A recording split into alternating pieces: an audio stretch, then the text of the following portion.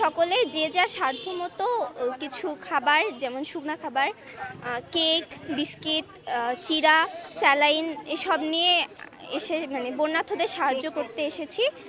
তো এভাবে আমরা কয়েকজন এসেছি, সবাই আসতে পারিনি, সবাই মেসেজটি দেখেনি, না হলে আমাদের আরও অনেকে আসতো।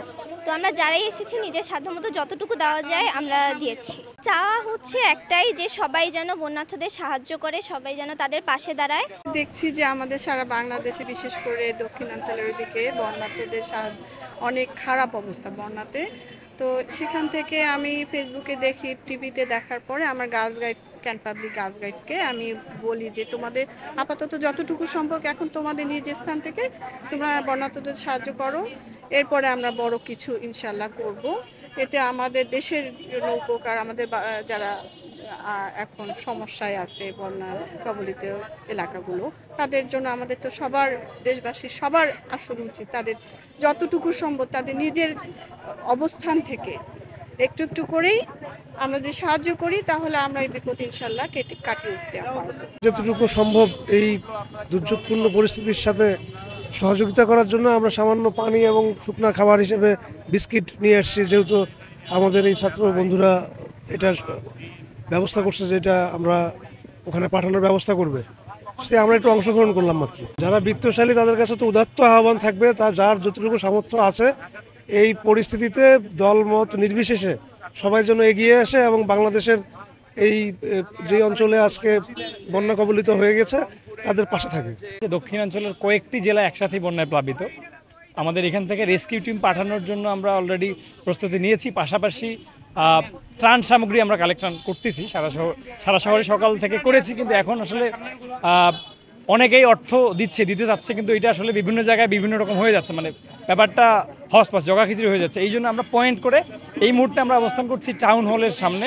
আমরা এখানে মানুষের কাছ থেকে প্রয়োজনীয় খাবার, শুকনো খাবার, ওষুধ, অনেকে কাপড়ও দিচ্ছে, সবগুলো এখানে আপনারা দেখতে পাচ্ছেন যে খুব সুন্দর করে আমরা নিচ্ছি।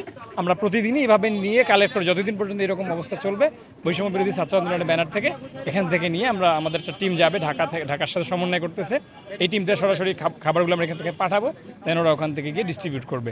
আমরা যেটা বারবারই বলে আসছি, যে কোনো দেশে পানি বাড়তে পারে, তার বাঁধ খুলে দিতে হতেই পারে, সেটা তার ব্যক্তিগত ব্যাপার বা রাষ্ট্রীয় ব্যাপার। কিন্তু যে কোনো একটা রাষ্ট্রে পানি জমার একটা অন্তত একটা ন্যূনতম একটা সময় তারা একটা ধারণা পেয়ে থাকে, যেমন 7 দিন 10 দিন। কিন্তু ভারত প্রতিবারই তারা এই কাজটি আমাদের না জানিয়েই করছে। যেমন একটা দেশের ভারী বর্ষণ হয়েছে, তারা আমাদের জানাতে পারে যে এরকম কিছু একটা ঝুঁকি হতে পারে, আপনারা একটু সাবধান থাকবেন। এটা একটা কূটনৈতিক সম্পর্কের একটা উদাহরণ হতে পারে, যেটা ভারত কখনোই করছে না বা করেনি। তার ফলশ্রুতিতেই আসলে বাংলাদেশের বিভিন্ন সময় অকাল বন্যা, যেটা আমরা বলি, বর্ষা বাদেও বিভিন্ন সময় সেখানকার পাহাড়ি ঢল যখন হয়, সে দেশে পানি বেড়ে যায়, আমরা বন্যার সম্মুখীন হই। শুরু থেকে আমরা তিস্তাবাসী বা রংপুর অঞ্চলের লোকেরা এই ব্যাপারটা আমরা দীর্ঘ সময় এটা সম্মুখীন হয়েছি। পাশাপাশি গত বছর বা 2 বছর আগে আমরা সিলেটে একই অবস্থা দেখেছি। এবার ফেনী পার্বত্য অঞ্চলে আমরা দেখছি, নোয়াখালীতে দেখছি। তো সর্বশেষ দেশের যে একটা আপৎকালীন সময়, আমরা সর্বশেষ একটা দেশের বিনির্মাণের জন্য যে পদক্ষেপ থেকে এসেছি, নতুন একটা সময় আমরা সম্মুখীন হয়েছি, বা যে সময়টার অংশীদার আমরা হয়েছি, বাংলাদেশের জনগণ হয়েছে, তারা তাদের স্বাধীনতা পুনরায় ফিরে পেয়েছে। তো সেই স্বাধীনতার পাশাপাশি দেশ বিনির্মাণের কাজেও আমরা এখনও খুব ভালোভাবেই কাজ করে যাচ্ছি। তারই ফলশ্রুতিতে বন্যার্ত মানুষের যে সহায়তা, সেসব অঞ্চলের দুস্থপীড়িত মানুষের সহায়তা বাড়ানোর জন্য আমরা রংপুরে আজকে একত্রিত হয়েছি। মূলত আমাদের যে কার্যক্রমটি, আজকে সারাদিন রংপুরে বিভিন্ন জায়গায় আমরা অবস্থান করেছিলাম। শুকনো খাবার, স্যালাইন, ওষুধ এবং জামা কাপড় যেটা দিয়ে সহযোগিতা করেছে, আমরা সেই সহযোগিতাটা নিয়েছি। সর্বশেষ আমরা টাউন হলে অবস্থান করছি।